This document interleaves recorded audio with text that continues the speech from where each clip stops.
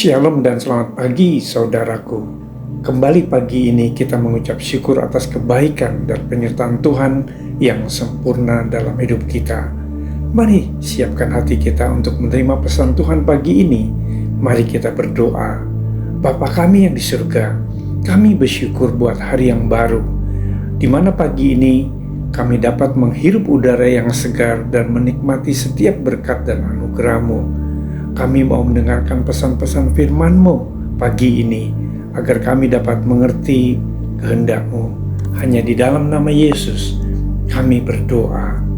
Tema kita pagi ini adalah kerohanian yang terus bertumbuh. Firman Tuhan diambil dari Ibrani 6 ayat 1-7. Demikian firman Tuhan.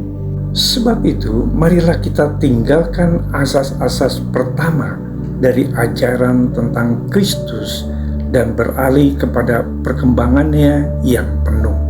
Janganlah kita meletakkan lagi dasar pertobatan dari perbuatan-perbuatan yang sia-sia dan dasar kepercayaan kepada Allah, yaitu ajaran tentang berbagai pembaptisan, penumpangan tangan, kebangkitan orang-orang mati, dan hukuman kekal.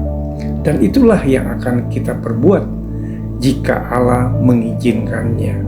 Sebab mereka yang pernah diterangi hatinya, yang pernah mengecap karunia surgawi, dan yang pernah mendapat bagian dalam Roh Kudus, dan yang mengecap firman yang baik dari Allah dan karunia-karunia dunia yang akan datang. Namun yang murtad lagi tidak mungkin dibaharui sekali lagi sedemikian hingga mereka bertobat, sebab mereka menyalibkan lagi anak Allah bagi diri mereka dan menghinanya di muka umum. Sebab tanah yang menghisap air hujan yang sering turun ke atasnya dan yang menghasilkan tumbuh-tumbuhan yang berguna bagi mereka yang mengerjakannya menerima berkat dari Allah. Saudara-saudaraku, faktor lain yang mempengaruhi pertumbuhan tanaman adalah air. Sebagian besar tanaman tidak akan tumbuh dengan baik jika ditanam di tempat yang tandus dan tak berair.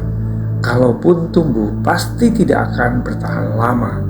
Karena itu, di daerah agraris seperti Indonesia, banyak dibangun saluran irigasi, satu sistem untuk mengairi lahan untuk menunjang pertanian. Alkitab menggambarkan bahwa tanaman yang ditanam di tepi aliran air pasti akan tumbuh dengan baik dan menghasilkan buahnya pada musimnya, dan tidak layu daunnya. Apa saja yang diperbuatnya berhasil. Ini adalah gambaran dari hidup orang yang senantiasa melekat kepada Tuhan dan berakar kuat di dalam Dia. Akar adalah bagian penting dari tanaman, selain batang dan daun, yang tumbuh menuju inti bumi, berfungsi untuk memperkokoh berdirinya tanaman, menyerap air dan zat mineral, serta menyimpan cadangan makanan. Selain itu juga, akar berfungsi sebagai alat pernafasan, menyerap udara dari dalam tanah yang dimungkinkan karena pada tanah terdapat pori-pori. Saudaraku, kerohanian kita pun akan bertumbuh jika tinggal dekat dengan sumber air hidup, Tuhan Yesus. Artinya, seberapa besar kehausan kita akan air hidup akan menentukan sejauh mana pertumbuhan rohani kita. Ya Allah, Engkau Allahku, aku mencari Engkau, jiwaku haus kepadamu. Tubuhku rindu kepadamu seperti tanah yang kering dan tandus tiada berair. Air juga merupakan salah satu lambang dari Roh Kudus. Saudaraku, firman Tuhan dalam Yohanes 7 ayat 38-39 demikian. Barang siapa percaya kepadaku, seperti yang dikatakan oleh kitab suci, dari dalam hatinya akan mengalir aliran-aliran air hidup. Yang dimaksudkannya ialah roh yang akan diterima oleh mereka yang percaya kepadanya. Saudara-saudaraku, kalau kita mau tunduk sepenuhnya dalam pimpinan Roh Kudus, mengalir bersamanya, kita akan dibawa kepada kehidupan yang berkemenangan dan berdampak. Pada kedua tepi sungai itu bertumbuh macam-macam pohon buah-buahan yang daunnya tidak layu dan buahnya tidak habis-habis. Mari kita bersatu dalam doa.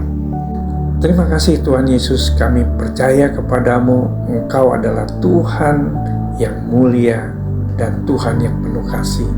Oleh anugerah-Mu, melalui pimpinan Roh Kudus mengalir bersamanya, kami mau dibawa kepada kehidupan yang berkemenangan dan memiliki pertumbuhan rohani dalam Kristus Yesus. Di dalam nama Yesus kami berdoa. Amin. Selamat beraktivitas. Tuhan Yesus memberkati.